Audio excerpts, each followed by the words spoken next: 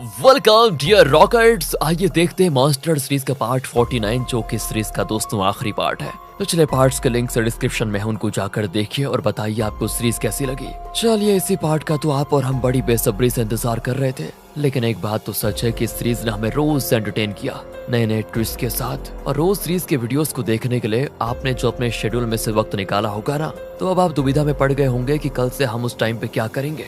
अगर हमारी तरह आप भी सीरीज का ये रोज का एक्साइटमेंट मिस करने वाले हैं तो वीडियो को लाइक जरूर कीजिए। पर ऐसी भी मिस करने वाली कोई बात नहीं है, आप चाहें तो शुरू से फिर एक बार देख सकते हैं। सीरीज के सारे पार्ट्स चैनल से कहीं नहीं जाने वाले हैं ना। तो चलिए आगे बढ़ते हैं मॉन्स्टर सीरीज के आखिरी और अहम पार्ट की ओर। तो पिछले पार्ट में हमने देखा कि नाथन का असिस्टेंट ली को कॉल करता है कि प्लीज मुझे बचा लो, वो लोग मेरा पीछा कर रहे हैं। ली पूछता है कि इस वक्त तुम हो कहाँ पर। तो इस पार्ट में दिखाते हैं कि असिस्टेंट उस रोड का नाम बताता है जिसमें वो ड्राइव कर रहा है, और मोजो मैप में देखता है कि वो रोड इनके होटल के पास ही पड़ता है। तो ली दोस्तों असिस्टेंट से कहता है कि एक काम करो, तुम डोडो ग्रुप होटल वाले रोड की ओर जाना, मैं तुम्हारा वेट वहीं पर करूंगा। अगर तुम्हें उन्होंने पकड़ लिया तो किसी भी हालत में उन फाइल्स को उनके हवाले मत करना, क्योंकि उन्हीं फाइल्स के रहते तुम्हारी जान बचाई जा सकती है। वहाँ एंड्रयू और जे दोस्तों असिस्टेंट का पीछा छोड़ने का नाम ही नहीं लेते और तेजी से उसको चेस कर रहे होते हैं, लेकिन बड़ी मुश्किल से एक सिग्नल में एंड्रयू फंस जाता है। असिस्टेंट तो डर डर कर रियर व्यू मिरर में देखता हुआ ड्राइव करता है। इसी वजह से वो आगे की गाड़ी से टकराने वाला होता है कि तभी वो कार को घुमा देता है ताकि एक्सीडेंट ना हो, और इस तरह से वो उस तरफ के प्लेटफॉर्म पर गाड़ी चढ़ा देता है। दोस्तों उसे बहुत चोट भी लगती है, लेकिन वो किसी तरह गाड़ी से निकलकर बाहर आ जाता है। तब वहाँ पर जे और नाथन पहुँच जाते हैं। नाथन कहता है कि इसे अपनी गाड़ी में चढ़ाओ, हम इसे इतना पीटेंगे कि ये सब कुछ उगल देगा। पर दोस्तों इतने में एंड्रयू और उसका असिस्टेंट आ जाते हैं। एंड्रयू कहता है कि छोड़ो उसे, वो मेरा आदमी है। जे तो हंस देता है कि कल तक ये हमारा आदमी था और आज तुम्हारा कैसे हो गया। वो नाथन से कहता है कि इस एंड्रयू को और इसके असिस्टेंट को पीट कर चटनी बना दो इनकी। ये कहकर दोस्तों वो खुद तो चला जाता है और एंड्रयू और उसके असिस्टेंट को वो लोग बहुत मारते हैं। उनका बुरा हाल करके वो निकल जाते हैं। एंड्रयू तो उठ भी नहीं पाता, पर उसका असिस्टेंट उसकी मदद करता है और कहता है चलिए हॉस्पिटल चलते हैं, और क्या करना अब। और एंड्रयू कहता है नहीं, सबसे पहले मुझे वो फाइल हासिल करना है। मैंने जिना को प्रॉमिस किया था कि मैं उसे पेंडोरा बॉक्स दूंगा और मैं उसे दोबारा धोखा नहीं दे सकता। तभी दोस्तों नाथन के असिस्टेंट की कार से फोन बजता है। एंड्रयू भागकर जाता है और फोन उठाता है। ओह, तो ली कॉल कर रहा होता है। ली कहता है कि तुम कहाँ पर हो, मैं मेन रोड पहुँच गया हूँ। ली को क्या पता कि वो असिस्टेंट तो पकड़ा गया है। तब एंड्रयू कहता है कि उसे जे और नाथन पकड़ कर लेकर चले गए हैं। अब इससे पहले कि वो उससे फाइल ले लें, उनको रोकना होगा। ली बड़ी टेंशन में पूछता है कि वो लोग किस रास्ते गए। एंड्रयू उसे रास्ता बताता है। दोस्तों अब ली उस सड़क के एंड तक चेक करता है, लेकिन उनका कहीं पता नहीं चलता। यहाँ से दोस्तों असिस्टेंट को दिखाते हैं जिसे किसी पुरानी फैक्ट्री में बांधकर बहुत पीटा गया था। नाथन कहता है कि अगर तुम बता दो कि वो फाइल तुमने कहाँ छुपा के रखा हुआ है तो मैं तुम्हें जान की भीख दे दूंगा, वरना तो तुम जानते हो कि मैं क्या कर सकता हूँ और मैंने क्या किया है आज तक। लेकिन असिस्टेंट कहता है कि वैसे आप किस फाइल की बात कर रहे हैं, मेरे पास तो ऐसा कोई फाइल है ही नहीं। जे कहता है कि इसके साथ वार्तालाप करके कोई फायदा नहीं है, तुम एक काम करो इसका सर फोड़ दो। पर दोस्तों तब एक ट्विस्ट आता है। उसे एक कॉल आता है जिसमें कॉलर की वॉइस बिल्कुल उस अननोन नंबर वाले कॉल से मिलती है जिसने न्यूज चैनल को कॉल करके कहा था ना कि पेंडोरा बॉक्स मेरे पास है, उसी का। जे पूछता है तुम कौन हो। वो कहता है कि अरे मैंने टीवी शो में कॉल भी किया था, भूल गए क्या। तुम जिस पेंडोरा बॉक्स को ढूंढ रहे हो मेरे पास है। मैंने ली से बात कर ली है और वो मुझे पेंडोरा बॉक्स के लिए 5 मिलियन देने को तैयार है। अगर आपको फाइल चाहिए तो आप कितना दे सकते हैं बताओ। जे पूछता है पर मैं ये कैसे मान लूं कि तुम्हारे पास पेंडोरा बॉक्स है। दूसरी ओर दिखाते हैं दोस्तों असल में वॉइस चेंजर ऐप के जरिए कॉल पर ली था। दोस्तों वो तो जे की पूरी जन्म कुंडली जानता था। तो कहता है मैंने उस फाइल को पढ़ा, उसमें आपके हर घटिया फ्रॉड और कत्ल की ऐसी डिटेल्स है कि मैं क्या बताऊं आपको। कहकर वो हर डिटेल भी बताने लग जाता है। दोस्तों अब ये सुनकर जे कहता है कि बस करो, उस बारे में बात मत करो ज्यादा, मुझे विश्वास हो गया है कि वो फाइल्स तुम्हारे पास है। अब बोलो तुम्हें क्या चाहिए। ली दोस्तों फिर उसकी आवाज में दोहराता है दोबारा कि ली ने मुझे 5 मिलियन देने का वादा किया है, तुम कितना दोगे बताओ। अरे मैं 8 मिलियन दे सकता हूँ तुम्हें। ठीक है मैं फिर कॉल करूंगा। ये कहकर दोस्तों ली कॉल काट देता है। इसके तुरंत बाद एक अननोन नंबर से नाथन को कॉल आता है और ये कॉल भी ली ही कर रहा था। वो फिर उसी वॉइस चेंजिंग ऐप के जरिए बात करता है और कहता है उस फाइल में तुम्हारे बारे में भी बहुत कुछ है। उसमें एविडेंस के साथ साफ लिखा है कि तुमने ही ली के पेरेंट्स का कत्ल करवाया था। नाथन को भी अब विश्वास हो जाता है कि फाइल असिस्टेंट के पास नहीं, उस अननोन नंबर वाले कॉलर के पास है। नाथन कहता है कि तुम मुझे वो फाइल दे दो। ली कहता है उस अननोन नंबर वाली की आवाज में, ऐसे मुफ्त में देने के लिए थोड़ी ना मैंने फाइल चुराई थी। जे मुझे 8 मिलियन देने को तैयार है, तुम 10 मिलियन दोगे तो फाइल तुम्हारा हो जाएगा। नाथन तो बड़े ठाठ से कहता है कि 10 मिलियन तो मेरे पैरों की धूल के बराबर है, तुम अभी इस जगह पर पहुंच जाओ और मैं तुम्हें पूरा अमाउंट दे दूंगा। चलो, एक आखिरी बकरा मिल ही गया। ये सोचकर ली पूछता है कि ठीक है बताओ कहाँ पर आना है। नाथन उसको एक जगह बताकर कॉल कट कर देता है दोस्तों। फिर नाथन जेजे से कहता है कि फाइल मिल गया है, आप सिर्फ एक आदमी को मेरे साथ भेज दीजिए, मैं फाइल भी लाऊंगा और उस कॉलर को भी पकड़ कर लेकर आऊंगा। जेजे भी मान जाता है और नाथन उस आदमी को लेकर कॉलर से मिलने के लिए निकल जाता है। दूसरी ओर दोस्तों, ली नाथन की बताई हुई जगह पर मोजो और ग्रे के साथ वेट कर रहा होता है। तब नाथन वहाँ पर पहुँच जाता है, पर इस बार उससे फोन पर मोजो बात करता है, पर वो भी वॉइस चेंजर के जरिए उसी वॉइस में बात करता है और कहता है मैं एक्चुअली ट्रैफिक में फंस गया हूँ, तुम वहीं पर वेट करो, मैं पहुँच जाऊंगा। इसी बीच ली नाथन के पीछे चला जाता है। नाथन उसको जैसे देखता है तो तुरंत वहाँ से भागता है और ली उसको चेस करता है। नाथन का आदमी भी उनके पीछे भागता है और तब उसे ग्रे रोक लेता है। दोस्तों, वो जिस तेजी से आता है ना, उससे तो लगता है कि ग्रे के अंदर हिम्मत आ गई है और वो उस आदमी को पकड़कर बिल्कुल पीटने वाला है, पर कहाँ यार, उल्टा वो आदमी ग्रे को उठाकर पटक देता है। फिर मोजो आता है तो वो उससे भी ग्रे की तरह कमजोर समझकर उठाने की कोशिश करता है, पर मोजो तो उसकी हड्डियां ही तोड़ देता है। दूसरी ओर ली नाथन को एक जगह पे लॉक कर देता है, पर वो एक बड़ी लकड़ी उठाकर धमकाता है कि इस वक्त यहाँ से भाग जाओ वरना मेरा गुस्सा तो तुम जानते ही हो, मैं किसी की जान भी ले सकता हूँ, तुम्हें पता है ना। ली कहता है कि मैं तुम्हें अब भी एक आखिरी मौका देता हूँ और वो भी सिर्फ इसलिए कि तुम सिंडी के भाई हो। अब बताओ कि तुमने अपने असिस्टेंट को कहाँ पर रखा हुआ है, फिर मैं तुम्हें माफ कर दूंगा। पर कहाँ दोस्तों, नाथन अपनी आदत से बाज नहीं आता और कहता है उस फाइल के बिना तुम किसी का कुछ नहीं बिगाड़ सकते, याद रखना, और वो जल्द ही मेरे हाथ में आ जाएगा। उसकी बचकानी बातें सुनकर ली को और गुस्सा आता है और वो उसका हाथ मरोड़ देता है, उसकी खूब पिटाई भी करता है। फिर एक बड़ा पत्थर उसके सर पे मारने जाता है, लेकिन एन वक्त पर मोजो उसको रोक लेता है कि ये सही नहीं है। इतने में ग्रे आकर बताता है कि इसकी गाड़ी का ब्लैक बॉक्स मैंने चेक कर लिया है, उसका पिछला लोकेशन एक पुरानी फैक्ट्री में दिख रहा है। ली कहता है कि तुम जल्दी पुलिस को उस लोकेशन पर आने के लिए कह दो। फिर दोस्तों वो सभी उस फैक्ट्री की ओर निकलते हैं। वहाँ जेजे परेशान है कि इतनी देर के बाद भी नाथन लौटा क्यों नहीं। वो कहता है कि दाल में कुछ काला लगा है, तुम इसको कहीं और शिफ्ट कर दो। और दोस्तों उसके आदमी असिस्टेंट को वहाँ से लेकर जाते ही है कि इतने में पुलिस वहाँ पर आ जाती है। फिर क्या था, सब जान बचाकर वहाँ से भाग खड़े होते हैं। आखिर में वो असिस्टेंट को बचा लेते हैं। ली उससे तुरंत पूछता है कि वो पेंडोरा बॉक्स फाइल कहाँ है। वो कहता है देखो वो एकदम सेफ है, तुम फिक्र मत करो। और यहाँ पर ये सीन कट होता है दोस्तों। दूसरी ओर एंड्रयू हॉस्पिटल में होता है, बहुत दुखी है बेचारा। वो जिना से कहता है कि मैं फिर से वो फाइल तुम्हें देने में असफल रहा, वो जेजे के हाथ लग गया तो वो अपने खिलाफ सारे एविडेंस को मिटा देगा। पर दोस्तों जिना अब भी उस पर गुस्सा नहीं होती और बड़ी नरमी से पेश आती है और कहती है तुम बच गए, यही बहुत है। इतने में ली कॉल करके कहता है कि फाइल मिल गया है। और दोस्तों अगले सीन में ली और जिना मिलते हैं तो ली वो फाइल जिना को देता है। जिना कहती है कि मैं कल ही पूरे फाइल्स की डिटेल्स लाइव टीवी पर रिवील करूंगी। अगले दिन दोस्तों टीवी शो में जिना बताती है कि जेजे और नाथन के खिलाफ मजबूत एविडेंस मिल गया है, यानी कि पेंडोरा बॉक्स फाइल मिल चुका है। और इसी सिलसिले में मैं आपको 3 वॉइस रिकॉर्डिंग सुनाना चाहती हूँ। उसी से आपको पता चल जाएगा कि जेजे और नाथन क्राइम के मामले में कितने पहुंचे हुए आदमी हैं। पहली रिकॉर्डिंग होती है दोस्तों जेजे और नाथन के बीच हुई बात की, जिसमें नाथन ने कहा था हमें किसी भी तरह ली के पेरेंट्स को खत्म कर देना है, फिर तो सीडो हॉस्पिटल हमारा हो जाएगा, फिर डोडो ग्रुप को टक्कर देने वाला कोई नहीं होगा। ये सुनकर तो खुद चेयरमैन की वाइफ चौंक जाती है कि क्या सच में हमारे बेटे ने ये सब कुछ किया था। दूसरी रिकॉर्डिंग में जेजे अपने बॉडीगार्ड को बता रहा होता है कि मैंने ली के पेरेंट्स का कत्ल किया, ये किसी को नहीं पता चलेगा और ना ही किसी को मुझ पर शक होगा, क्योंकि मैं ली का अंकल जो ठहरा। और रही बात उस ली की, वो तो अंधा है, उसकी बात पर कौन विश्वास करेगा, और अब पूरी प्रॉपर्टी का इकलौता मालिक मैं बन जाऊंगा, सिर्फ मैं। आखिरी रिकॉर्डिंग में दोस्तों जेजे ने कहा होता है कि नेल की बेटी यानी किमी ने गलती से मेरी वाइफ को धक्का दे दिया था, जिससे मेरी वाइफ सीढ़ियों से गिरकर मर गई थी, पर नेल को धमकाने का मुझे अच्छा मौका मिला था और इसी बहाने मैं उसका दामाद बनने में सफल हो गया। नेल की पॉलिटिकल पावर का इस्तेमाल करके मुझे बहुत कुछ हासिल जो करना है अभी। ये तीनों रिकॉर्डिंग्स दोस्तों वो टीवी पर रिलीज कर देती है और ये देखकर नेल की हालत होती है खराब और उसे बड़ा दुख होता है कि उसकी बेटी की लाइफ खराब हो गई। आखिर में जिना टीवी कैमरा को देखकर कहती है मेरे भाई का कत्ल भी जेजे ने किया था, उसका इन फाइल्स में कोई एविडेंस तो नहीं है, लेकिन जेजे का बॉडीगार्ड उसका इकलौता आई विटनेस है। मैं उससे ये कहना चाहती हूँ कि देखो तुम्हारी अपनी भी एक जिंदगी है, उसे जीना सीखो, तुम खुद आकर सरेंडर हो जाओ और वो सब कुछ कबूल कर लो जो जेजे ने तुम्हें करने पे मजबूर किया था। अगर तुम ऐसा कर लोगे ना तो जेजे को सजा तो मिलेगी, साथ ही तुम्हें माफी भी मिलने की गुंजाइश है। देखो जेजे के चक्कर में तुम अपनी जिंदगी बर्बाद मत करो। बॉडीगार्ड दोस्तों बड़े ध्यान से जिना की बात सुन रहा होता है। जेजे कहता है अरे अरे तुम ये सब क्यों देख रहे हो, वो तो तुम्हारा ब्रेन वॉश करने की कोशिश कर रही है, वैसे भी वो नहीं जानती कि तुम मेरे कितने वफादार आदमी हो, बंद करो टीवी।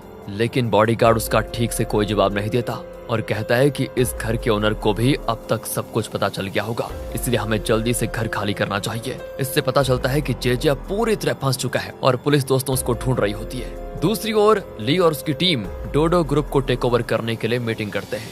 ये टीवी पर देखकर एंड्रयू तो ठान लेता है कि मैं किसी भी हालत में डोडो ग्रुप को ली के हाथ में नहीं जाने दूंगा। वो खुद एक मीटिंग अरेंज करके बताता है कि मैं डोडो ग्रुप में अपने और अपने पापा के शेयर्स को किसी दूसरी कंपनी को बेचने वाला हूँ। असल में एंड्रयू ली के अलावा और किसी को भी अपनी कंपनी देने को तैयार है, चाहे वो कितनी भी छोटी और बिना मार्केट वैल्यू वाली कंपनी क्यों ना हो। ये देखकर चेयरमैन कहता है कि तुम ली से मेरी मीटिंग अरेंज करवा पहले। और दोस्तों अगले सीन में चेयरमैन ली से मिलने जाता है और कहता है कि मैं अपने शेयर्स तुम्हें देने को तैयार हूँ, पर बदले में तुम्हें मुझे और मेरे बेटे को माफ करना होगा। ये एक बूढ़े बाप की वेदना भरी रिक्वेस्ट है बेटा, समझ लो। वो बहुत ही इमोशनल भरी रिक्वेस्ट करता है दोस्तों कि एक आखिरी बार मेरे पास ये मौका है अपनी कंपनी को बचाने का। और जब एंड्रयू को पता चलता है कि चेयरमैन शेयर्स देने को तैयार हो गए हैं, तो वो कहता है कि पापा आप अपने शेयर्स को ली को देने का वादा कैसे कर सकते हैं। चेयरमैन जवाब देता है, क्या तुम जानते हो कि डोडो ग्रुप में कुल मिलाकर कितने एम्प्लॉइज हैं? अगर तुमने कंपनी को किसी अरे गहरे के हाथ में दे दिया तो उन एम्प्लॉइज का क्या होगा? ये सोचा है तुमने कभी? बेटा मेरी बात सुनो, मुझे अब लगता है कि तुम्हारा यहाँ से चले जाना ही बेहतर है।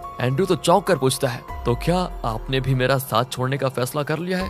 नहीं बेटा, मैं तुम्हारा साथ कैसे छोड़ सकता हूँ बताओ। तुम चाहो जैसे भी हो, हमेशा मेरे बेटे ही रहोगे। लेकिन कई बार रिश्ते तभी मजबूत होते हैं जब दूरियां बनती है, तभी दोनों एक दूसरे के बारे में ठीक से समझ पाते हैं। तुम्हें मेरी और मुझे तुम्हारी अहमियत समझने के लिए हमें एक दूसरे से दूर रहना होगा। तुम कहीं दूर चले जाओ। पर दोस्तों अंदर ही अंदर चेयरमैन ये सब कुछ कहते हुए रो रहा होता है। एंड्रयू गुस्से में चला जाता है। दूसरी ओर जेजे अपनी सारी सेविंग्स को एक दुकान में देकर एक गन खरीदता है। उसमें 2 बुलेट्स होते हैं। फिर वो पार्किंग लॉट में जिना की कार के पास जाता है और बॉडीगार्ड से कहता है, इसे खोलो। वो पूछता है कि आप यहाँ पर करने क्या वाले हैं? झट से जेजे को गन निकालते देखकर दोस्तों वो घबरा जाता है और पूछता है, क्या आप जिना का खून करने जा रहे हैं? जेजे कहता है कि हाँ, मैंने जो पैसा जो पावर कमाने की ख्वाहिश रखी थी वो सब मिट्टी में मिलाया है ली और जिना ने। उन दोनों की मौत होगी मेरे हाथों।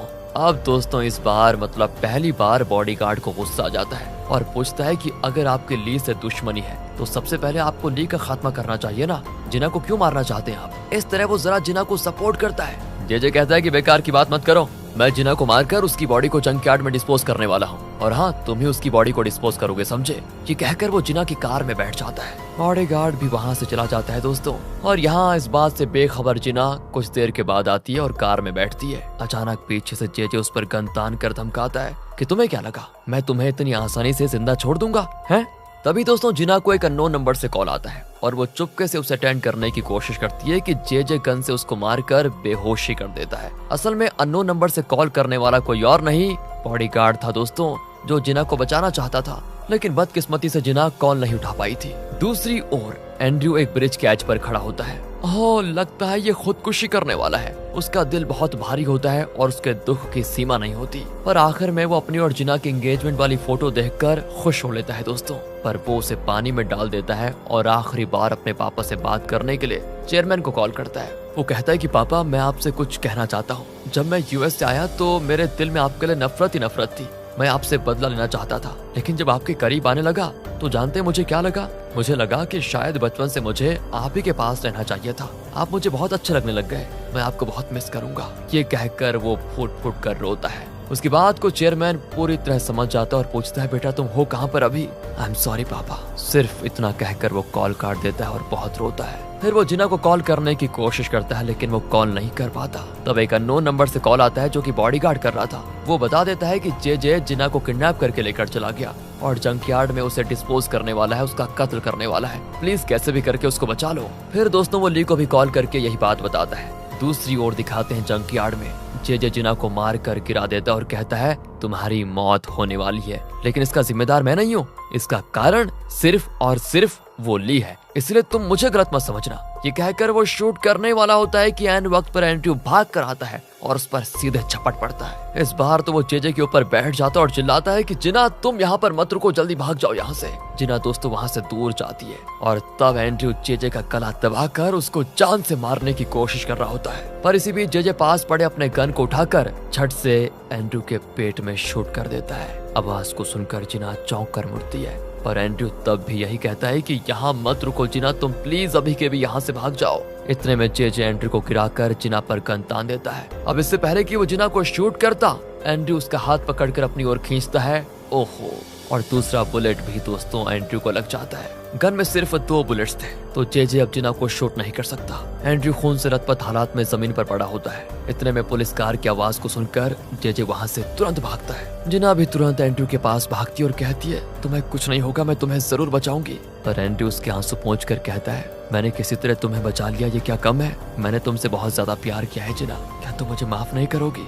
जिना भी कह देती है कि प्लीज तुम ऐसी बातें मत करो ना, तुम्हारी एनर्जी वेस्ट होगी, तुम अपनी ताकत जुटा कर रखो, मैं अभी तुम्हें हॉस्पिटल लेकर जाऊंगी। पर वो कहता है कि तुम भी मेरी माँ की तरह हो, पता है, एकदम नरम दिल। तुम्हारी गोद में मुझे वो गर्मी महसूस हो रही है जो मुझे अपनी माँ की गोद में महसूस होती थी। इन्हीं आखिरी शब्दों के साथ एंड्रयू जिना की गोद में दम तोड़ देता है और जब उसकी आवाज बंद होती है ना, तो जिना एकदम सुन्न हो जाती है। यार वैसे था तो ये बुरा, पर अच्छा नहीं लगा, और वो भी उसको सीने से लगाकर बहुत रोती है। दूसरी ओर ली भी जंकयार्ड में पहुंच जाता है और वो जेजे को बचकर भागते हुए देख लेता है। वो सीधे उसी पर गाड़ी चढ़ा देता है और गाड़ी से टक्कर खाकर वो दूर जाकर गिरता है। ली भी तुरंत जाकर उसे पकड़ता है, पर दोस्तों वो अब भी कहता है कि मेरा गेम अभी खत्म नहीं हुआ है ली, मैं तुम्हें बर्बाद करके रहूंगा। अब तो जेजे भी हाथ लग गया, तो वो जिना को ढूंढते हुए उसके पास पहुंच जाता है, पर वहाँ पर एंड्रयू मरा पड़ा होता है और जिना उसे गोद में लिए रो रही होती है। अगले दिन की बात है, जिना के ऑफिस में दिखाते हैं तो वो बहुत ही दुखी बैठी होती है। तब वहाँ पर बॉडीगार्ड आकर कहता है, मुझे माफ कर दो, पर अब मैं जेजे के खिलाफ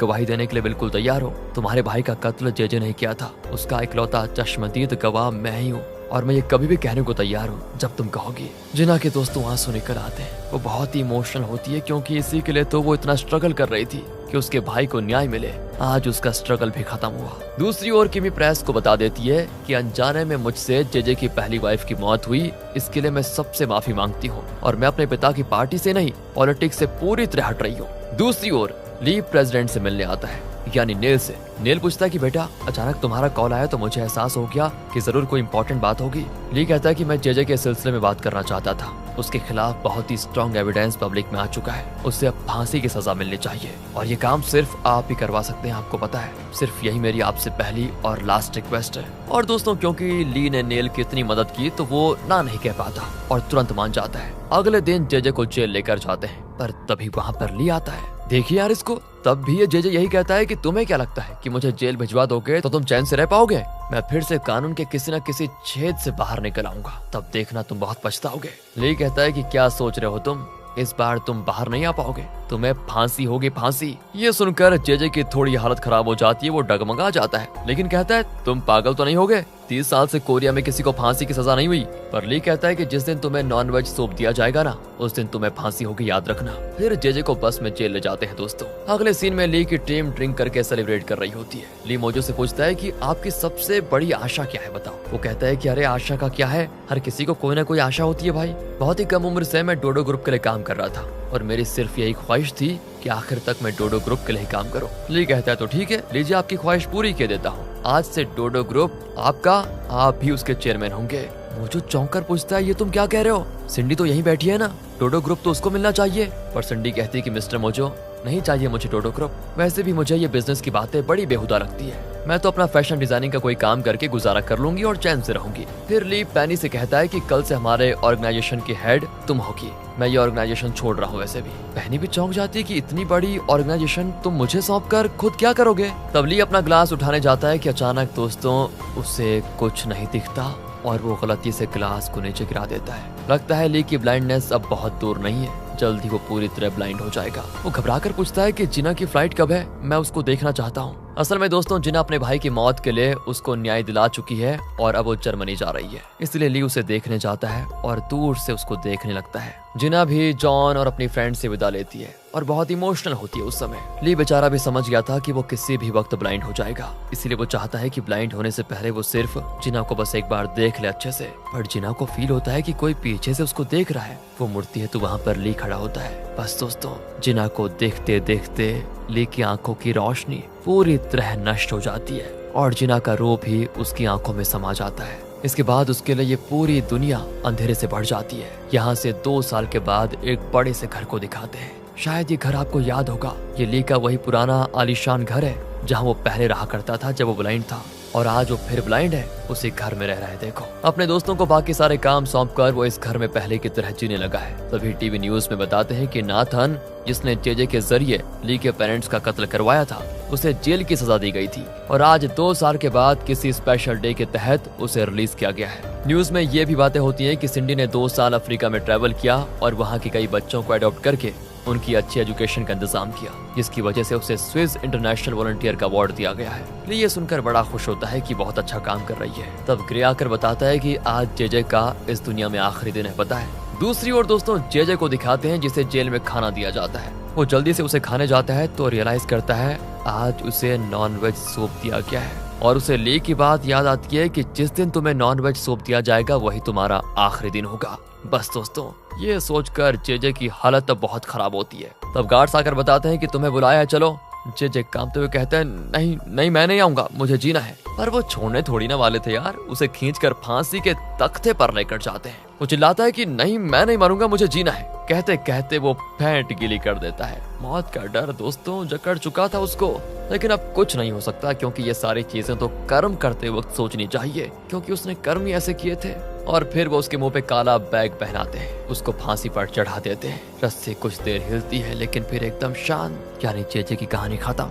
वहाँ चेयरमैन के घर पर फिर से सब नॉर्मल होता है। नाथन को देखकर लगता है कि वो 2 साल जेल की हवा काट कर सुधर गया। वैसे शुरू में उसने जो कत्ल करवाए थे उसके बल पर तो उसे विलन कहना चाहिए, लेकिन कहानी में आगे बढ़ते बढ़ते आप खुद समझ गए होंगे कि ये विलन के नाम पर कलंक है और इसकी बॉडी लैंग्वेज से ये कॉमेडियन ज्यादा लगता है। पहले की तरह सभी बैठकर ब्रेकफास्ट करते हैं। अब अपना चेयरमैन डोडो ग्रुप का चेयरमैन नहीं रहा, लेकिन एक छोटी कंपनी का ओनर जरूर है। अब वो अपनी फैमिली को फिर से पहले की तरह अहमियत देने लगा और बहुत ही नरम दिल आदमी में तब्दील हो चुका है। वो कहता है कि खाने से पहले हमें 2 मिनट के लिए अपने किसानों को जरूर याद करना चाहिए, इसलिए प्रार्थना करो। उसकी वाइफ भी अब खुश है कि आखिर परिवार एक हो गया और बेटा भी सुधर चुका है। हाँ, वैसे चेयरमैन की वाइफ बीच में थोड़ा विलन इसीलिए बन गई थी क्योंकि उसको डर था कि अगर चेयरमैन ने सब कुछ एंड्रू को दे दिया तो उसके अपने बच्चों का क्या होगा। खैर उसका वो डर भी खत्म हो गया तो वो एकदम नॉर्मल हो गई। दूसरी ओर दोस्तों मोजो को दिखाते हैं जो डोडो ग्रुप के चेयरमैन के रूप में शान से ऑफिस में एंटर करता है। सभी उसके आगे सर झुकाते हैं तो उससे बड़ा गुस्सा आता है। वो कहता है कि देखो, सबसे पहले तो बात बात पर इस तरह सर झुकाने की परंपरा खत्म करो। सच में ये अपने देश में होनी नहीं चाहिए,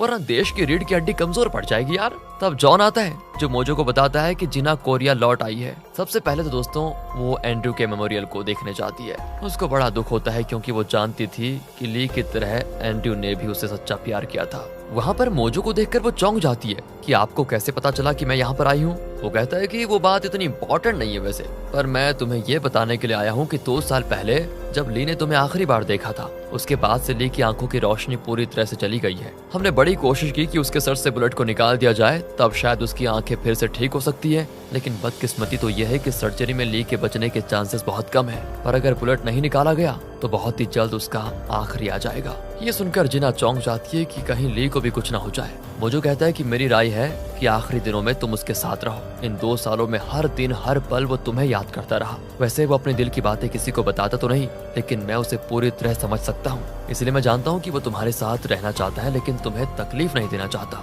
जिना भी कहती है ली को इस हालत में देखकर मुझे बहुत दुख हो रहा है, लेकिन अगर मैं उसके पास गई तो उसे शायद और दुख होगा और मैं उसे दुखी नहीं देखना चाहती। मोजो की समझ में नहीं आता कि अब वो क्या कहे। तब जिना कहती है मेरे पास एक और रास्ता है। और दोस्तों अगले सीन में ली अपने घर में बैठा हेडफोन पहनकर कुछ सुन रहा होता है।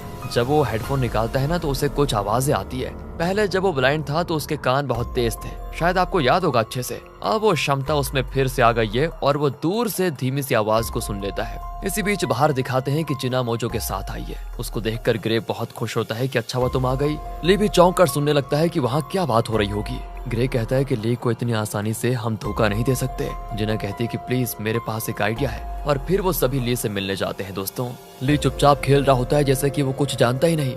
मोजो कहता है कि तुम्हारी मदद के लिए एक असिस्टेंट आई है, वो तुम्हारा पूरा ख्याल रखेगी। वैसे उसका नाम अंशी है। ली कहता है कि मुझे वो नाम अच्छा नहीं लगा, उसे काम से निकाल दो अभी। सच जानते हुए भी दोस्तों ली नहीं चाहता कि जिना यहाँ पर रहकर अपनी जिंदगी बर्बाद करे, इसलिए वो इस तरह कह रहा है कि उसे काम से निकाल दो। अब मोजो कहता है कि देखो, जैसे तुम देख नहीं सकते तो ये लड़की बोल नहीं सकती। बड़ी उम्मीद लेकर आई है कि तुम उसको नौकरी पर रख लोगे, प्लीज नौकरी पर रख लो उसको। और अब ली की भी समझ में नहीं आता कि वो क्या कहे, तो वो कहता है मैं तुम्हें 3 चांसेस दूंगा। अगर तुमने ऐसा कुछ किया जो मुझे पसंद नहीं तो 3 वार्निंग्स के बाद मैं तुम्हें काम से निकाल दूंगा। इस शर्त पर दोस्तों वो जिना को काम पे रखने के लिए मान जाता है। अगले दिन दिखाते हैं कि जिना हमेशा ली के पास ही रहती है और उसका बहुत ख्याल रखती है। कुछ दिनों में ली की सर्जरी होने वाली है, तब तक जिना उसके पास ही रहना चाहती है, इसीलिए तो वो यहाँ पर आई है। खाते वक्त वो ली के बाउल में चिकन रखती है क्योंकि ली को चिकन बहुत पसंद है, पर वो कहता है देखो मुझे एक पेशेंट की तरह ट्रीट मत करो, ये तुम्हारी पहली वार्निंग है। और बाद में जब वो टहल रहे होते हैं ना तो ली फिसल कर गिरने वाला होता है तो जिना उसको पकड़ लेती है। इस पर ली कहता है कि देखो मुझे कभी टच मत करना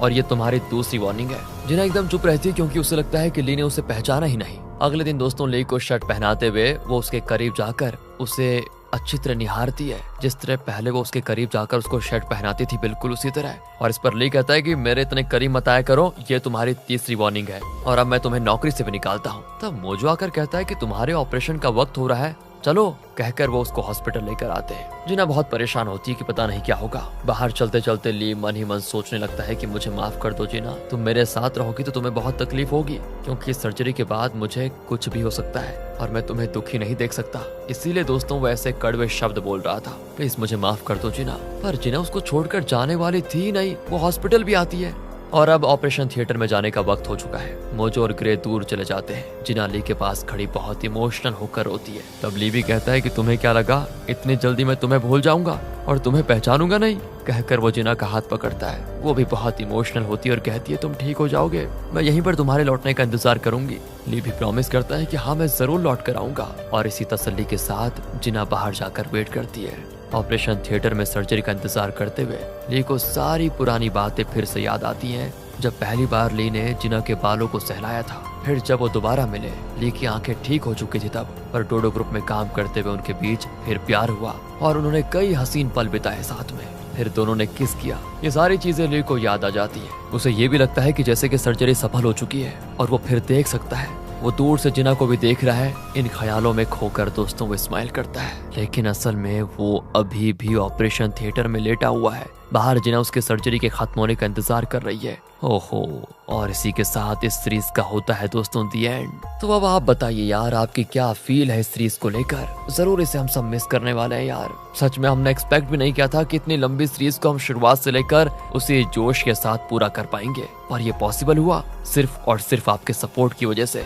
शायद स्वीट कॉम्बैट के बाद चैनल पर यह सबसे लंबी सीरीज रही है। वैसे सीरीज में ली और जिना के अलावा एक और कैरेक्टर है जिसने हमारे दिलों में जगह बनाई, वो है एंड्रयू। चेयरमैन का नाजायज बेटा होने की वजह से उसने न जाने यूएस में कितने बुरे दिन देखे होंगे। वो अपने पिता को देखने कोरिया आया और उनसे बदला लेना चाहता था, लेकिन यहाँ आकर जब वो जिना से मिला ना तो उसके मन में बदलाव शुरू हो गया था। वो जिना को बेहद प्यार करने लगा था। पर्सनली उसे ली से कोई दुश्मनी नहीं थी, लेकिन वो सिर्फ और सिर्फ जिना को खोने के डर से ली के खिलाफ बहुत कुछ करने लगा। पर हाँ, एक बात तो है, जिना के लिए उसका प्यार एकदम सच्चा था। तो अब आपसे करते हैं एक सवाल, आप इस सीरीज को किस कदर मिस करेंगे यार? इसका जवाब हमें कमेंट से बताइए। और दोस्तों जाने से पहले मैं आपको सजेस्ट करना चाहूंगा एक ऐसी सीरीज जो मॉन्स्टर सीरीज से भी ज्यादा कंपेलिंग, ज्यादा मिस्ट्री थ्रिलर वाली है, जिसका नाम शर्लॉक होम्स है। आपको पता ही है इसके सिर्फ 12 एपिसोड है, ज्यादा नहीं है। हर एपिसोड में आपको माइंड ब्लोइंग केसेस देखने को मिलेंगे और आई प्रॉमिस कि ये सीरीज आपको जरा भी बोर नहीं करेगी, बल्कि मॉन्स्टर सीरीज से तो ज्यादा ही ट्विस्ट है इसमें। हाँ, जो इसका विलन है ना, उसका नाम मैंने गलत प्रोनाउंस कर लिया था, लेकिन उससे कोई फर्क तो नहीं पड़ने वाला। आपको मजा पूरा आएगा, गारंटी है इसकी।